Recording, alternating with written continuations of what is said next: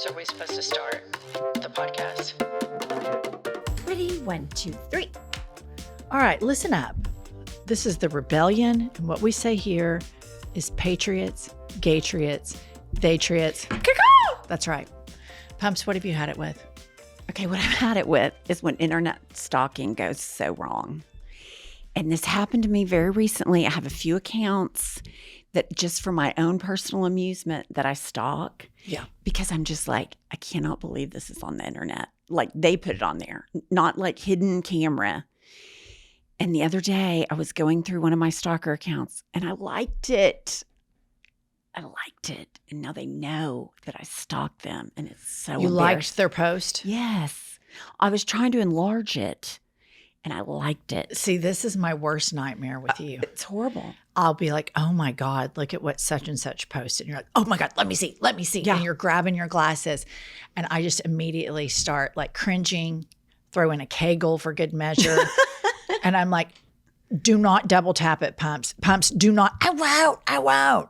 Sure enough. Yeah. And see, I've done that to Emily's phone, my daughter's phone, like 2 or 3 times. And she gets so mad. Child abuse. And I'm just like, oh, whatever. Who cares? That is child abuse. But when I did it to myself, I was just like, okay, I owe her an apology because it's really bad. Because it's like the minute you see the heart, you're like, oh, it's humiliating. Oh my God, did I ever tell you about the time one of my dearest girlfriends forever? It was when email first came out and she was emailing at work and an email from a guy that she had dated came in. And at the same time, an email from her friend saying, how was the date came in. So she accidentally responded to what she thought was her friend and started describing how she didn't think she could go out with him again because he had this weird odor, that he had this smell on his breath that was like vomit. And he was cute enough and entertaining, but it was just this reek smell, blah, blah, blah, blah, blah, blah. Just goes, and if you knew her, you would know that she would go on in describing exactly the smell. Then she hit send and she realizes it was to him. And she runs into like the computer room. It's like, you have to get it back. You have to get it back.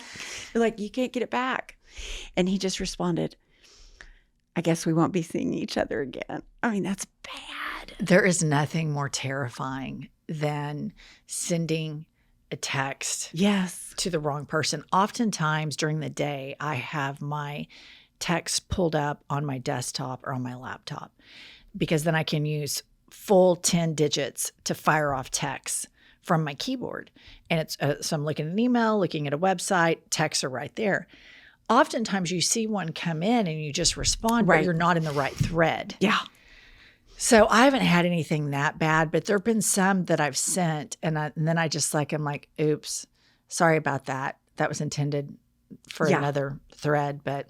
And normally they're fine. You just, hey, sorry, that was the wrong text thread. I have talked about somebody, like we were in a group text and then I went off with another person in the group text and started talking about one of the people on the group text and accidentally sent it to the group text. So she knew what I was saying about her. Yeah. Yeah. You know, it happens. That might have been a hashtag blessed blessing because now this person that you didn't like knows for sure. We don't like each other. Yeah. And you don't have to feign Zero kindness. feigning. Right. It's just like she trashed me in the group text. I hate her. She hates me. We're done. Right. There's something tidy, clean, and respectable about that. Yeah, I wasn't near as upset about it as the other people I was texting with that were just like, 'cause I did it and then I hopped in the shower and I get out and my phone is blown up. Oh my God, you sent that in the wrong text and my phone's ringing. And I'm like, well, all right. How bad was it? What'd you say? I think I said she was cheap and obnoxious, which to be fair, she was. Well, of course. Yeah, I mean, if you say it, especially being, the world-class attorney that you are, you're not going to slander yourself in some text stream unless, in fact, she was cheap and obnoxious. Yeah. All right, let me tell you what I've had it with. I have had it with my cat. And listener, I just have to go through this with you all again because Pumps is aware of some of it. Y'all aren't aware of all of it, but I have the cat. She's female. Her name is Kitsky. And we adopted the cat. We had hashtag adopt, didn't shop. I adopted the cat for my children because I had another cat that hated the children and loved me. And so I got this cute little black and white cat named Kitski. She's had a lot of problems. We've had asthma. Asthma's in remission. We had diabetes. Diabetes was in remission. Diabetes comes back. Diabetes goes back into remission again. Well, just the other day, last week, as a matter of fact, Pumps and I are at lunch, and the mobile veterinarian swung by my house to do her, quote, senior blood work because she is like 16 or 17 years old. And they called me while Pumps and I were dining to give me the update on her blood work. And it just goes like this. I'm like, hello? And they're like, great news. Kitski's diabetes is still in remission. And I hear Pumps hears them say this, and she goes, oh, for fuck's sake. Because everybody knows Pumps wants to kill my cat. And so they go on that there's possibly a kidney marker, possibly not. She has arthritis, all of these things, right? But the main thing they're zeroing in on is that the cat needs a medical bath because, as established on this podcast, she's let herself go and she's not grooming herself. So I said, okay, I consent to the medical bath if you pick her up, take her somewhere and bathe her, and then drop her back off. I can't have any part of it. I can't get scratched. I don't want to go the trauma of it. I've got this podcast I got to record. I just need for you all to do the bath. Fine, no problem. Can I just interject? She had the bath because she has mats and dandruff. Right. She needed a bath. Okay. But dandruff. She has dandruff. She has cat dandruff. Okay. So vet calls me, hey, I'm going in your house to get the cat. I'll have her back by the time you get home from work. Great. Thanks so much. I say to her. I get home from work and I have a hairless cat. My cat's completely bald. I have a bald cat. I literally have a cat that is in asthma remission, twice diabetes remission, used to be a fluffy cat, not like a Persian, but a lot of hair, an American short hair. Now I've got a hairless cat. I've got a hairless fucking cat on my hands here. She's got hair on her face and she has a little ball of hair on her tail. But other than that, she's bald. She's bald. The medical bath was a shave job. There was no baby. Bath. It was a haircut. It was a haircut. And I just thought it was so funny because it was startling. It was like, oh my gosh. Well, you can imagine my surprise. Yeah. When I came home from work and I hear her going, meow, meow. So I go over to see her and I'm just like, wow. What happened? Medical bath did not, in my brain, equate to shaving. Right. It must have been bad. I think the vet was just like, fuck it. And then, of course, it snows for like 2 days here. So she's freezing. And I'm not completely heartless. I'm going to cover her up, make sure she's all warm. But I just want to take a little stroll down memory lane that this cat we adopted in like 2008. And it is a she. And her name is Kitski. Around, I would say, 2016, 17, possibly 18. So we've had the cat well over a decade at this point. The mobile vet wasn't able to do everything she needed to do in the house. So I told Josh, I'm slammed today. I need for you to drop that cat off at the vet. And here's the address. And you'll have to fill out the paperwork for her. So again, I just want to remind everybody, Kitski and a she. And at this point, we've had the cat for over 10 years. The vet calls us and leaves this voicemail. Kylie, play it. Hi, this is Allison calling from Glen Eagles Pet Hospital. And we were just calling to let you know that Kitski is a she. So we have a female cat. And also to let you know that we're going to... Okay, so I just want to say that all Josh had to do was walk in and fill out the paperwork. Right. That it was a female and the cat's name was Kitski. And he reported the cat as Katski and as a male. So the vet called us to tell us that our female cat that everybody bloody well knew was a female was in fact a female. I take exception to the term everybody because we have one person in your house that didn't. I know. Tell him what he said to the vet when they came to do her senior blood work. Okay. So I had to leave the day that they came that led up to the bath. I had to leave super early in the morning. So I left around 7. Josh probably left around like 8:30 that morning.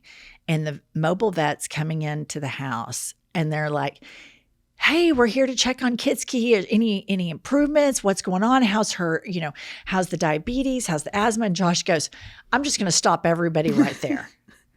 I don't know anything that's going on with that cat. I don't know if she's better. I don't know if she's worse. I don't know if she's okay. I don't know if she's not okay. I just live here with her. And the vets were kind of like, okay. So yeah, and then I came home that night. We all came home to a hairless cat. I mean, it's pretty funny. The hairless cat. I have a hairless cat. You do. And here's the thing. Like I keep thinking one of these senior blood work checks is going to come back. We've got stage 5 cancer. I don't even know if there is a stage 5. I think it only goes to 4. Right. But I'm thinking that's what we're about to get. Nope. She's great. In fact, when I heard the vet talking, I was hoping she said, we checked for kidney markers. And I thought, there we go. Yeah. Kidney failure. We got some kidney issues with the old cat. Nope. Came out smelling like a rose. Strong kidneys. I will note to you the exact year ago senior checkup, blood work checkup. We did have a kidney issue. And I believe now that's in remission. I didn't even know diabetes could go in remission, to be real honest. This cat is amazing. I'm curious if now she's going to get hypothermia because she's hairless. Welcome to I've Had It. I'm Jennifer. I'm Angie. She wants to kill my cat. I feel like that's strong. Do you think I should put the cat down? Yes, but that doesn't mean I want you to kill the cat. That's exactly what that means. Well, it means to go to the vet. It's exactly what it means. You just don't like how direct it is. I just don't. What is euthanasia? What is it? I mean, it's death. I get that, but it's not. Okay, I'm not saying let me say Jennifer, go strangle the cat. Let me tell you what the kids on the internet say. What? Pumps wants me to unalive my cat. Not you personally, but I think you should just hurry the vet along. This vet reminds me. You remember the movie A Few Good Men? Did you order the code red? I remember that. I did order. Did you order the code red? Yeah. Pumps ordered the code red. Yeah, I would. Pumps has ordered a code red on Kitski, who's now fucking hairless. Hairless Kitski. Kylie, really what do you think? Do you think I should kill the cat? I don't know about killing it, but I do really hate cats. So I have a hard time empathizing. I really feel bad for her. I think she's kind of embarrassed now that she doesn't have hair. She's naked. And knowing that Pumps ordered the code red. Yeah. It's also so much worse that she has hair on her face. That's like when someone's naked but with socks on. Yeah. It's like way more naked somehow. Yeah. You know what you're supposed to say, Jack Nicklaus. You're goddamn right I did. No, you're goddamn, yes. Say it again. You're goddamn right I did. Yeah, that's it. I ordered the code red. Do you know that movie, Kylie? I do not. Oh my God. Don't? You've not seen A Few You Good don't know Men? A Few Good Men? I know it exists. I've Tom never watched Cruise? it. It's a great movie. Demi Moore? Demi Moore, Jack I Nicholson. love Demi Moore. Or is it Jack Nicholson? Is it Nicholson? Whatever. Somebody's a Nicholson. Nicholson. Jack Nicholson. Yeah, he's Nicholas fabulous. is the golfer. Yeah, Demi Moore's fabulous. What about Jack Nicholson in Here's Johnny? I haven't seen that movie forever. Okay. Okay, I have a poem that I'm going to read you. Wait, did you write it? Did a listener write it? Where'd it come from? A listener wrote it. A listener named David Franklin emailed this to us. Okay. And he writes, dedicated with love and respect to Jennifer Welch and Angie Pumps Sullivan. Okay. With voices strong and humor so real, the I've Had It podcast gives you the feel of truth and laughter and honest flair, a space to vent, to let down your hair. With every episode, a new rant begins about the little things that make our heads spin. From pet peeves to moments that frustrate, they've got the stories we can all relate. From everyday annoyances to bigger gripes, they speak for us all, no sugar or types. With sharp wit and wisdom, they take the lead, turning life's troubles into what we all need. They'll call out the quirks, the things we all know, the things that we see but never quite show. No topic too big, no gripe too small. On I've Had It, they cover it all. So tune in and listen. Let them share the truth. For we all need a place to voice our proof. In a world full of noise, they're a welcome sound. The I've Had It podcast where honesty is found. Oh my gosh. That's like the nicest thing ever. And it's so well done. I mean, that is like an ode. That's what I was just going to say. It's like an ode. It's an ode to us. And I don't know. I mean, you ordered the code red, but you still get that much love. I know. That's how dynamic and magnanimous you are. That's right. why you're the star of the show. Thank you, David Franklin. Yes, thank you so much, That David is Franklin, amazing. to take the time and the care and the creativity. Yes. It's just, that is love. I thought it was breathtaking. It really is. It really is breathtaking. Any reviews? Yeah, I've got one 5-star review. I want to read you. Okay. Like a balm to my soul is what it's titled. This show is such a bright spot in my otherwise curmudgeonly day. Y'all are going to carry me through this hellscape that will be the next 4 years. Thanks for all you do, for all the laughs, and for saying what many of us think. Every time Jen says riffraff and knick-knack, my life is extended by a year. So I'm going to live forever, I think. Anyway, love y'all. You know, I love that review. Thank you very much for the 5 stars. And I just want to revisit for just a second that the incoming president of the United States runs a flea market on the internet, and it's full of riffraffs and knickknacks. And that just, there are so many things to focus on that are so immoral and awful and depressing and daunting to think about. So sometimes I just grab something that just I can completely wrap my hands around. And I'm like, the president of the United States that told everybody, I'm a billionaire. I don't have to beg people for money. I'm so rich. I'm so hot. I'm so tan. I have great hair. Yak, yak, blah, blah.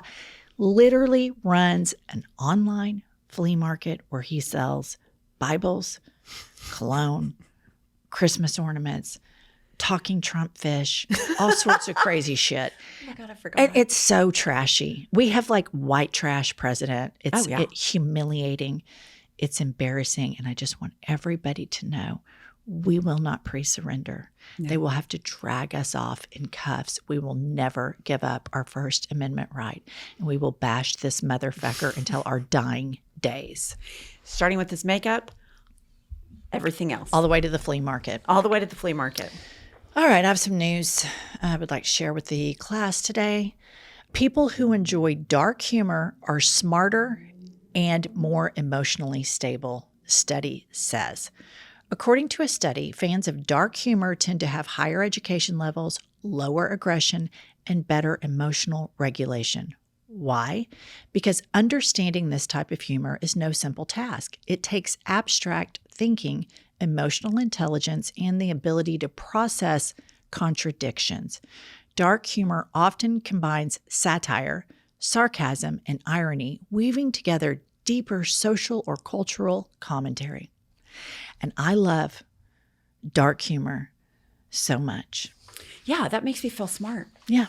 And I would argue that our listeners, because we provide a lot of dark humor, I think listeners, what we are doing here is confirming that we are all, it says here, smarter and more emotionally stable. Well, I don't think there's any question about that. Here's the only thing that kills me about, the only thing I'm not good at in terms of what that list was, like really terrible at, is determining what's satire and what's real. We've become this world where half the shit that's real, I think, is satire. You know? Well, I mean, yeah, when you see like somebody like Marjorie Taylor Greene say that Democrats are controlling the weather, you think, is she fucking with us? Right. Is Ashton Kutcher about to come in and tell us we're getting punked and she's actually a congresswoman?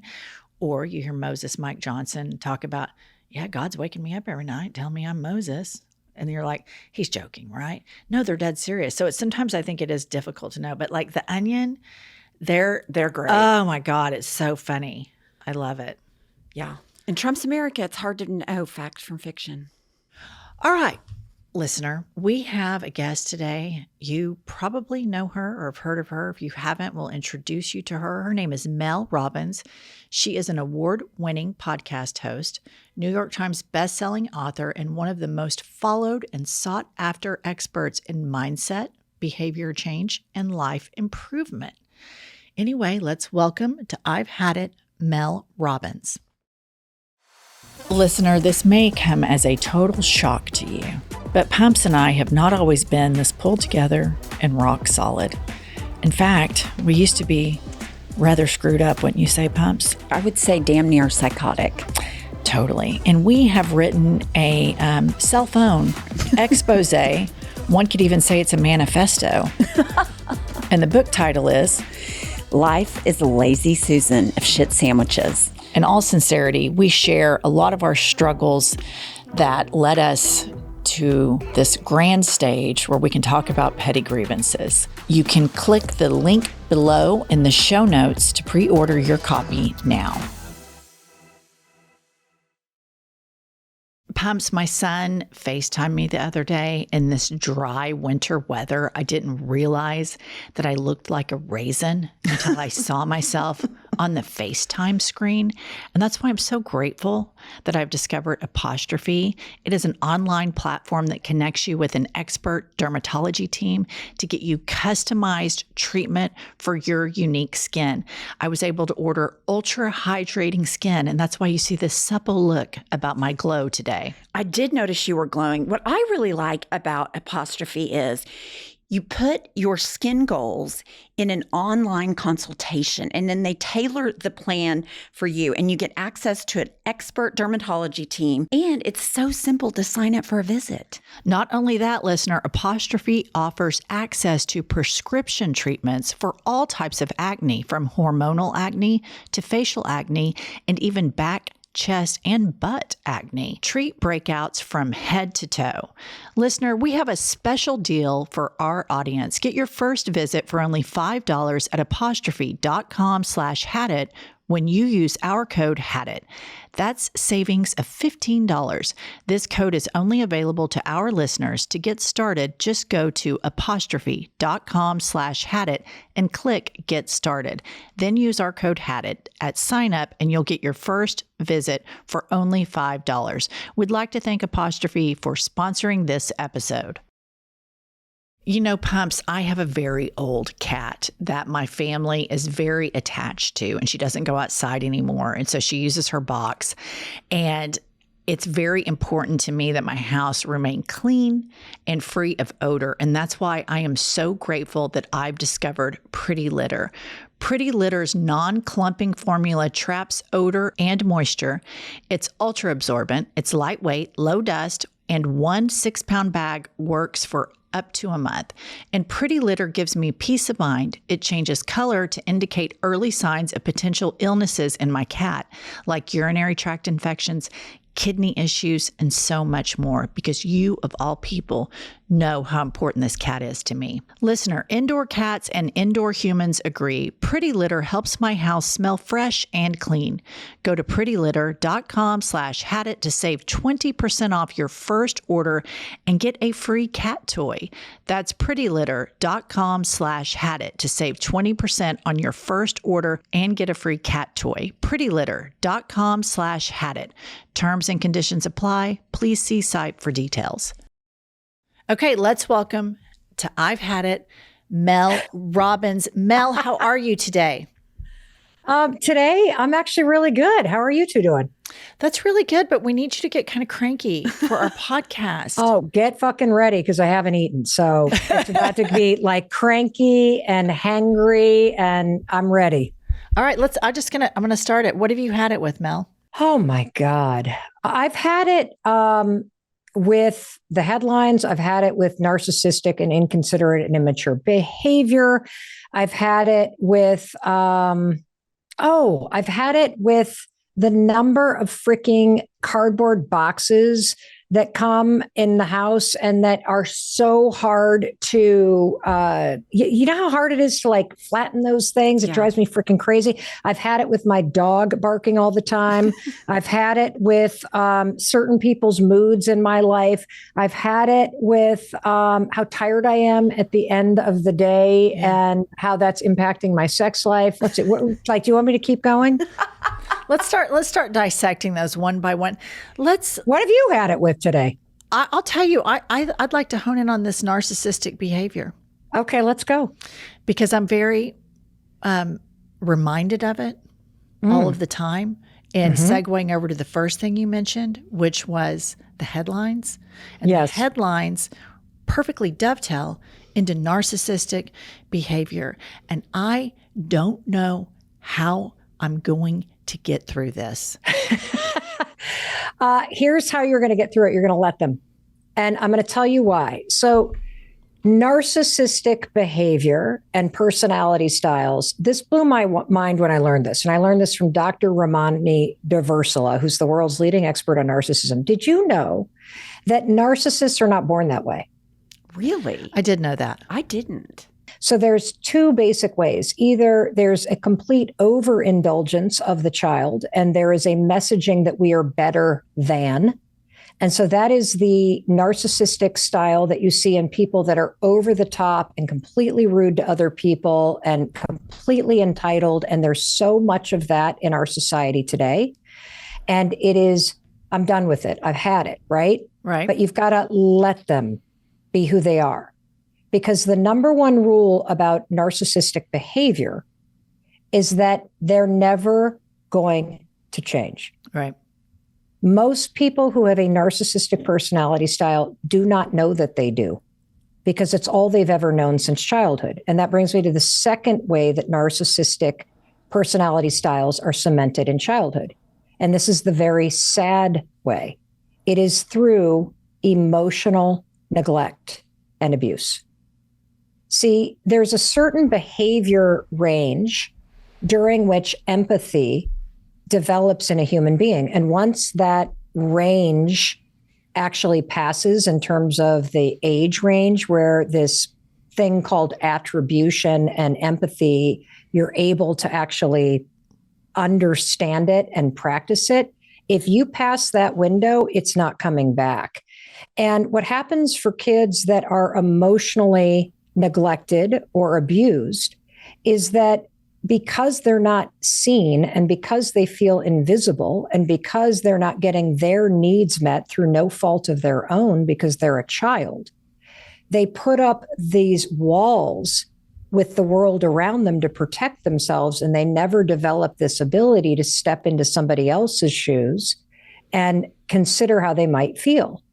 And this explains a lot of our parents. A lot of our parents never actually got the emotional kind of nurturing or their needs met. And that brings me to saying, let them. With anybody in your life that's narcissistic, and this is particularly true with family members, is there is nothing that you can do that will ever change who this person is. And the more that you play into the dynamic with them, the more stress it's going to create for you, because you keep showing up hoping that they will change. And I'm here to tell you the power is never in the other person. The power is in you and your response to the other person. And that's how you take responsibility for yourself. That's how you take responsibility for the relationship. Because responsibility is just the ability to respond. And responding differently to immature people, inconsiderate people, stressed out people, or narcissistic personality styles, that changes everything. Okay. So let me just give you a hypothetical here. Give it. We have a narcissist in our lives that is in charge of around 330 million people. And by your logic, we have to, quote, let him. Mm-hmm. But that puts us in a precarious position, because then we feel like we're pre-surrendering to this person's demands and normalizing it. And so our listeners and Pumps and me have a lot of anxiety and stress surrounding what's going to happen to us, and particularly more marginalized people than us, and feel like forming a rebellion, a community to commiserate and empower one another is a way to combat this. So how do you take your prescription and put it on a large scale where the narcissist is in charge of a lot of things for a lot of people, and it's very terrifying? Can you help us and our listeners? Yes, I can. So there is absolutely nothing you can do. Nothing you can do to stop this person from acting out, from being basically a 6-year-old entitled child, throwing a tantrum inside a big body, breaking laws, saying whatever they want to say, doing whatever they want to do. Nothing you can do to stop that person's actions, opinions, thoughts, behavior. So focusing on that person is a complete waste of your time and energy. Allowing that person to terrorize you or to make you afraid does not empower you to actually do the second part of my let them theory, which is when you say, let me remind myself that I always have power. Let me remind myself that no matter what idiot is in office or behind the microphone, I still have control over my thoughts and what I do in response. I still have control over my feelings. And if this person scares me, I've given them power. If this person makes me feel small, I've given them power. Let me remind you what Professor Margaret Mead said, which is true about history. All it's ever taken is a small group of concerned citizens to change history. And if you're concerned about what's happening, don't commiserate, get into action. Focus on what your response is going to be instead of anticipating what this idiot is going to say. Because we all know he's going to break the law. We all know he's going to do things that are crazy. We all know that he's going to throw things at the wall and see what sticks. Why? Because this is what he's always done. He's an agitator, for crying out loud. So why on earth would you allow this person to agitate you? You're not. You're going to let them be who they are. But then you're going to focus on the let me part. Let me be the wiser, smarter fox in the situation. And while the hen is clucking around the farmyard, kicking up all kinds of dust, doing a bunch of nothing, I am going to be outsmarting this person because I'm going to take my time and energy and I'm not going to be commiserating because I know that anytime I'm bitching about this person, I'm actually giving them power. I'm going to focus on how I'm going to respond. Let me ask you by this. the way, we're going to be ready 4 years from now because he's going to make a giant mess. Let me ask you this. What does it say about us that we enjoy commiserating about it? That I kind of get a dopamine and serotonin hit going off about it. What does that reveal about pumps in me? It reveals that you're human because we bond by what's in common. Right. And so it has been around since the history of time that we have all bonded over our shared enemy. We have bonded over the things that we feel we're against. And what my message is this. It doesn't matter what's happening outside of you. What matters and where the power is in here, inside of you. And what this moment is telling me, and I think why these words, let them and let me, are resonating, is because, we do live in a moment of time where the headlines are terrifying, where politics, whether you live in the United States or anywhere around the world, are scary. I mean, look at the fires that are spreading all over the place, in California right now. And the truth is, there are always going to be things outside of your control. And there are moments in life where it is appropriate to mourn and to bitch and to commiserate and to be scared and to grieve. And then there will come a moment where you got to pick yourself back up and you got to recognize that your power is not in the things you can't control. Your power and the possibility in your life is in your response and in what you can control, which is what you think, say, and do in response. And so, to me, I've already given 4 years to this idiot. I'm not going to give a single fucking second to him again. And I'm going to focus on what I think and what I say and what I do and showing up in a way in my life and in my community and on the issues that I care about in a way that makes me proud of myself, because that's where my power is. Because you have power over getting out of bed and putting one foot in front of the other and how you show up today. And that's where you need to focus your energy. I really like the phrasing, let them and let me. And I can relate to it very much so, because my husband is a recovering drug addict, and he's been to rehab 5 times. And that was very challenging. We had very small children at the peak of a lot of this. So I would go to Al-Anon, and their phrasing was, let go, let God. Well, I'm an atheist. And so I was like, oh God. So I'm like, let go, let God. What the fuck is he going to do? That was my mindset. Yeah. But I remember and it takes a long time to let go. It takes a long time for that to sink in, because intellectually, I understood that his crazy train took off from the station long before I jumped on it, and I was a mere passenger, and that I had the power to jump off. In the early stages, you have children, and it felt very unnatural when you have really small children. It's almost like we're genetically encoded. It felt very unnatural to think about separating from him. And he wasn't an abusive addict. I mean, addicts by nature, what they do is and feels abusive.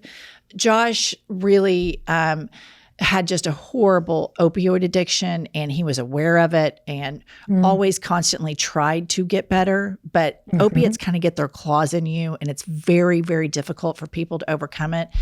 And I wanted to believe in him. I also think that I was damaged too. I mean, that was, damaged people choose damaged people. And so I had to work on myself. But it takes a really long time, because intellectually somebody can understand, let them.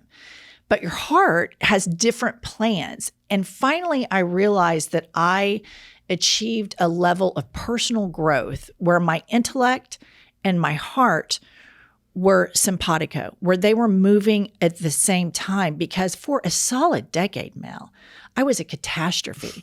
Intellectually, I understood all of it. Here is a peak crazy moment for me. I was on the phone with a friend of ours named Libby, and I'm telling her on the phone, he is such a disaster, and my husband's in rehab at the time. I'm not going to speak to him anymore. I am drawing a boundary. I have had it. I'm not going to put up with his shit anymore. Yak, blah, blah, blah. And she's like, you go, girl. You got this. I go, hang on. Somebody's calling me on the other line. I look over and I go, I got to let you go. It's Josh. And I clicked over.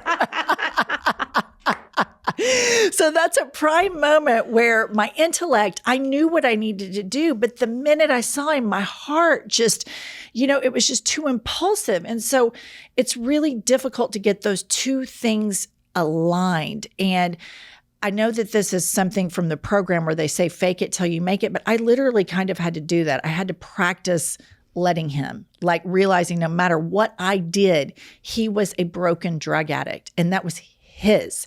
Like that was, right. I didn't have anything to do with that. It just took such a long time for me to get, he's sober now.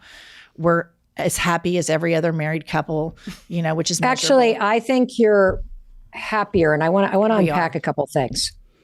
So number one of the most profound things that has not left me since I spoke to some psychologists and psychiatrists and neuroscientists and researching, like, why the hell does let them and let me work, right? Is somebody said people only get sober when being drunk or drugged is harder than doing the very difficult work to change and address the things you're running from. And it's a really important statement, because what none of us realize is that people only change when they're ready to do the work to change.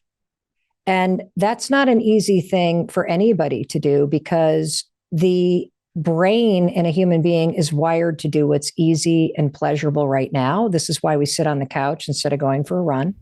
It's why someone's listening to this. The person listening to this podcast has probably thought about starting a podcast. It's easier to listen than to start one. In order to change, you have to fight against human wiring and do something that's very hard and do it over and over and over again. This is why people don't change until they're ready to change. They're not going to change for you. They won't change for their kids. They don't change for anybody but themselves, because you have to get to a point. I mean, this was me. This was my story. And I realized at some point you're going to hit your own rock bottom in life when you just go, I don't know what I want, but I don't fucking want this. And you don't have to know what you want in life to change your life. You just have to be willing to admit that what you're doing isn't working anymore. And I do believe that people are one decision away from a different life. And the decision that changed mine was deciding to get out of fucking bed one morning on a Tuesday morning in 2008, when I didn't think it would make a difference to get out of bed. Instead of laying in bed like a human pot roast, marinating in fear and anxiety and overwhelm and thinking about all my problems and how mad I was at my husband, embarrassed I was at where we are, and we had pulled the kids out of town soccer because we couldn't afford it. Getting out of bed, 5, 4, 3, 2, 1, boom, move, taught me that number one, no one's coming. You got to do it yourself. Number two, you can take action when you don't feel like it. And when you learn that that's a skill, to do something even though you don't feel like it's going to work, even though you don't feel motivated, learning how to do that is a superpower. And that's what put me on a whole different train. And what I want to say to you is that over and over and over again, in listening to you, you did step 2 of the let them theory. You kept saying, let me. Every time you relapsed, you were saying to yourself, let me remind myself of who I married. Let me remind myself that this isn't my train wreck, it's his. Let me remind myself I'm going to stay. And in doing so, you created space for him to heal on his own timeline, which is not an easy thing to do. And you also created space for you to take ownership of your part of it, which is, I'm in this codependent thing, and this is shit from my childhood. And in staying, you made a decision, the two of you, to work through things that probably would have been repeated in your children had you not done the work. And now you're in this incredible relationship where you've got two people coming and choosing to be together. And I think that's an incredible thing. I mean, I've been married 28 years, and you can look at my relationship now and it's the best it's ever been, but we have been, like you, through like neck deep manure. Oh, yeah. For a long time. Oh, yeah. And, you know, in a relationship, I think I often think in a marriage, like it's a lot like being on a seesaw. Sometimes you're up, they're up, you're Totally. down, they're down. Sometimes you're in balance. The key to a lasting relationship is, first of all, both people have to want it to work. Yeah. And both people have to do the work to make it work. And in any relationship that blows off, you'll notice that way before it blew up, somebody got off the seesaw. Yeah. And you stayed on. I'm not advocating for everybody to stay on, because I think oftentimes you need to leave. But you made an empowered choice. And I think what you got in return is probably a relationship that is 100 times deeper and more powerful and unshakable than what you had before. Oh, it isn't even comparable. And I'll tell you, sometimes Josh and I will sit up at night, and we have a son that's a senior in college at Syracuse, and our youngest son is about to graduate from high school. And they're like much better people than Josh and I are. Josh and I are shallow, vapid, pretentious, No, you're not. love Bullshit. to go, shopping and just do a lot of frivolous things. Our kids they thrift, they go thrifting, and they are just really good human beings. And I'll look at him and I'll say, it's good to know that all of that shit that we went through, and we never lied to our kids. I never lied to them about what was going on. I told them age appropriate responses as to what was going on with their dad. I never picked up the rug and swept it under, because I know how much anxiety that would have caused them. And I never badmouthed their dad, because there were stints where he just couldn't live with us because he was too off the rails. And I would, say, you need to leave. I don't want the kids to see you like this. But I never badmouthed him to the kids. And I've fucked up so many things, Mel. But the one thing that I'm like, you can put on her tombstone, she never called him a son of a bitch to the kids. And I could have, but I knew that would damage them, because yeah, he was a son of a bitch, as is every other addict. They all are when they're in peak, addict. Of course. But I agree with you. It's good to. Can I just highlight that? Because I think this, one of the biggest things that people do in their marriages that destroy their children is they trash their partner or their ex to their children. And when somebody does that, that is a sign of massive emotional immaturity. It is a form, in my opinion, of abuse. I agree. To do that to your children. And so the fact that you were able to hold your shit together through 5 relapses and everything that you not, and actually hold a line with yourself. So let him be in his addiction and let me stay in my power and hold this boundary with myself because that's what I value. That is not a casual thing. That is not something that most people can do. And I'm going to tell you something. If roles were reversed and Chris had been relapsing 5 times, I would have fucking badmouthed him to those children. I would have created alliances because I did not know what I know now. And I was a walking red flag in the level of emotional maturity that way. And so I just want to applaud you because that is not a little thing. That is everything. Well, and I want to tell the listeners, because I know probably a lot of people have a husband or wife or parent that's an addict. And I know how difficult it is. And as we're saying, I did this one thing right, and I did do this one thing right, but nothing about this time period was attractive. My behavior, all in all, wasn't the most attractive. Where I failed is oftentimes I had a hard time emotionally connecting with my children. So I would turn on auto mom and make sure they had food in front of them, their lunches were packed. And if the house burned down, I would remove them from it. I wasn't capable of doing a lot of things beyond this. I was sleepless. I wanted to pull my hair up by the root. I could barely eat. I mean, it was a very traumatic time. But I think for any listener listening to this, when you find yourself in these situations, you have to, everything, your thoughts and everything are so scattered, you have to pick a few truths that you can hold the line. And your love for a child, for me, it could supersede my most toxic instincts. And so thank you, because I did a lot of other fucked up stuff during that time period. I mean, I launched investigations. I followed him. I broke into phone records. I did all sorts of FBI investigation Of course. shit, but I spared because you think you're going crazy. Totally. And here's the other thing I want to say about this. And this again goes to there's one thing in life you can't control.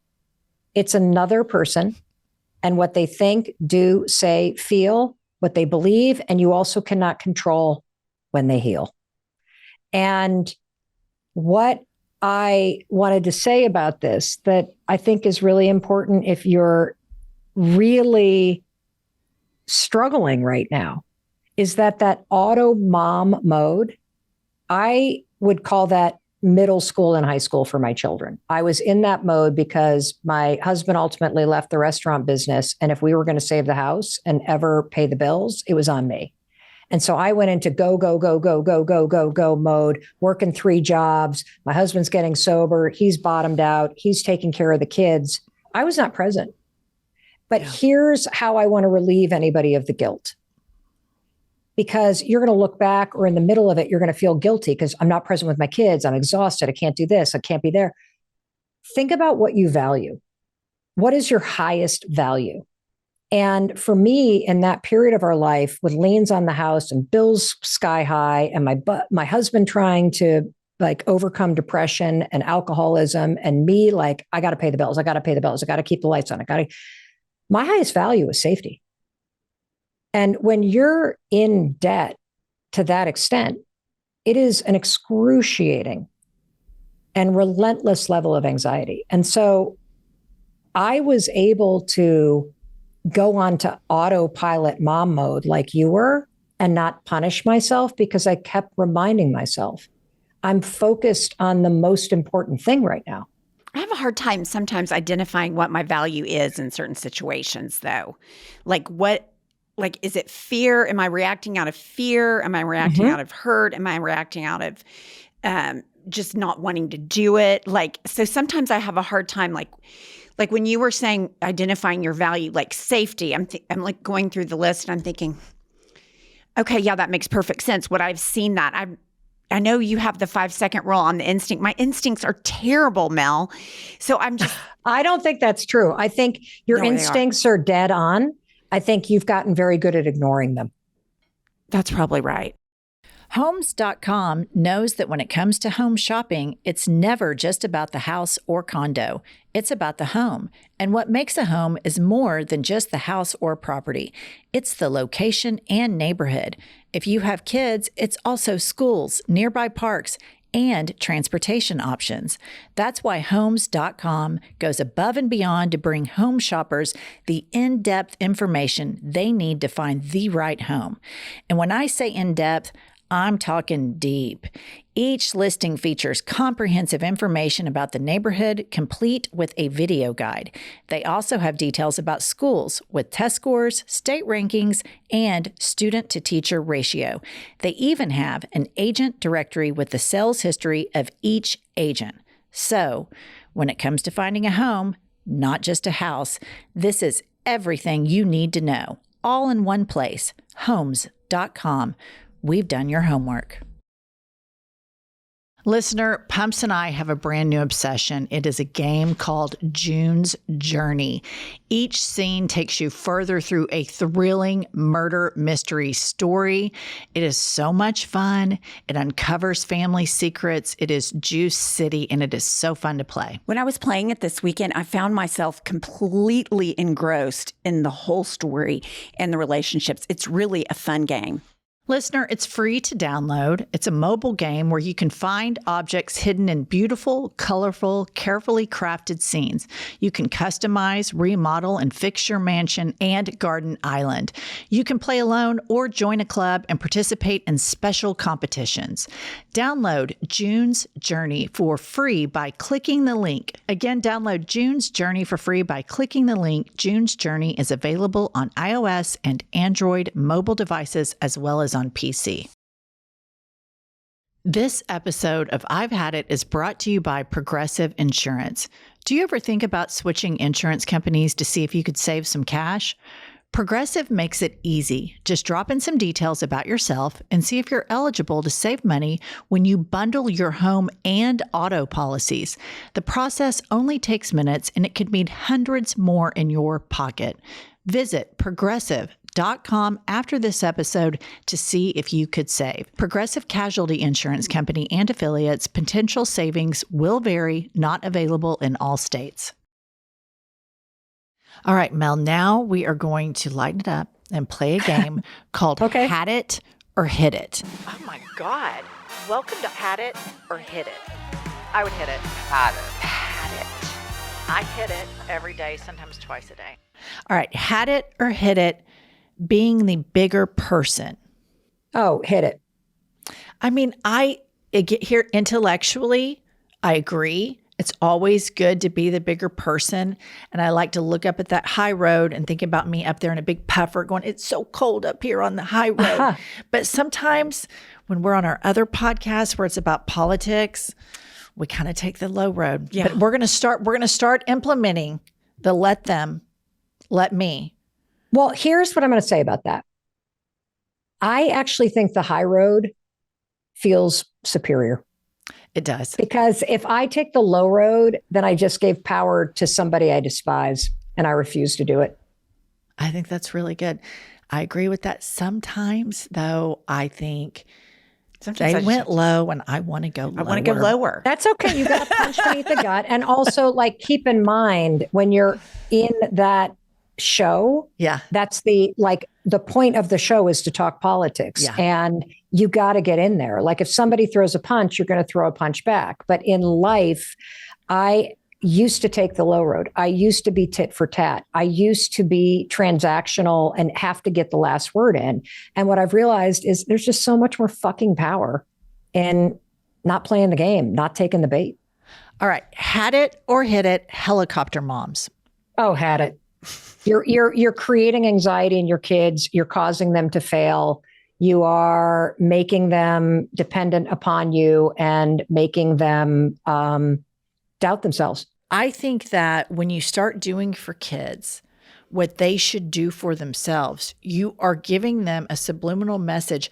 I don't think you're capable or able to do this. And I think it's self-esteem reducing for a child whose mother always does everything for them. And a lot of the kids that I know whose mothers do everything for them have debilitating anxiety. Of course, because you are, through your own actions, allowing your worry and your anxiety to have you step in and write the paper or the college essay exam or call the coach and bitch about something. Like, I think it's honestly disgusting. I remember when our son was first diagnosed with dyslexia, and we moved him from the public elementary school to this school outside of Boston for language-based learning disabilities. And they told us, if your child forgets their lunch, do not drop it off. And I thought it was the cruelest thing in the world. But what they were trying to communicate to us is that the consequence of not having it and then getting this sad sack lunch and being bummed creates the pain. Remember, people only get sober when being drunk is harder than doing the work to change. Same exact principle. The pain of not having the thing that you wanted actually organizes the internal forces that help you remember the next day or help you want to remember. And so it's so important that you allow your kids to struggle. It's important that they pay their own bills. It is important that you have boundaries with them. It is important that they lose the job or they struggle with friendship, because that's how they feel the pain in life that's necessary to tap into that potential desire and possibility to change. I always tell my sons when they're disappointed, I know you're disappointed, but this is adult practicing. Being an adult is very disappointing. It is managing your disappointments every day to where then you're like, oh, on a disappointment scale, this is 0.5. I got this all day long. That's a good one. And I love that. Yeah. And so it's just managing disappointment. And I'm like, I'm sorry, but just get ready, because adulthood is full of disappointments. Well, and here's another thing. So I used to be the kind of person that lived in fear of disappointing other people, lived in fear of, like, what if things don't work out? I'm going to be disappointed, whatever. Isn't disappointment a good thing? Yes. Like, if you can't make it to that 44th birthday party where everybody's splitting the check at the Mexican, place with 8 people, and they're disappointed that you can't make it, isn't that awesome? Because doesn't that mean they wanted you there? Yeah. Let them be disappointed. Isn't it amazing if your kid is actually disappointed that they didn't make the team? Let them. Yeah. All right. Last one, Mel. Had it or hit it, vision boards. Oh, shit. I'm in the middle because everybody does them wrong. I think that manifesting and vision boards are absolutely critical mindset and brain programming tools, but everybody does them the wrong way. And here's the mistake. Everybody manifests the thing. So, like, let's just say what do you guys want? You want a beach house? Like, what do you want? What are you manifesting? Let's see. What do we want, Pets? We want a private plane. Private jet. We'll take a private plane. Okay, We're tired of flying commercial. Okay. So here's the thing. So 2 biggest mistakes that people make is, number one, they manifest when they're stressed out. So you're in traffic, you're driving, you're like, I hate my fucking life. I hate my job. I'm going to just envision me on a jet right now. It doesn't work based on the science. This comes from Dr. Jim Doty from Stanford, because when you're stressed, the amygdala is in charge. And in order to manifest properly, you actually have to be calm. And so you should be manifesting first thing in the morning when you wake up, as part of your morning routine. And the reason why is, if you're not actually in a resting, calm state and your prefrontal cortex isn't, like, engaged, you can't lock in the programming of the jet. That's number one. Number two, the big mistake that everybody makes is you manifest the thing. You envision being on the plane. That's not the right way to do it. And the reason why is because you're just jumping to the end. The proper way to do it is I want you to close your eyes when you're in the calm state, and I want you to envision and rehearse all the grueling, shitty things you have to do to make a jet a reality. The late nights in the podcast. No, I'm dead serious. No, it makes the negotiations, the saying no to contracts, the things that go your way, the books that you write, like all these things that happen along the way that are hard.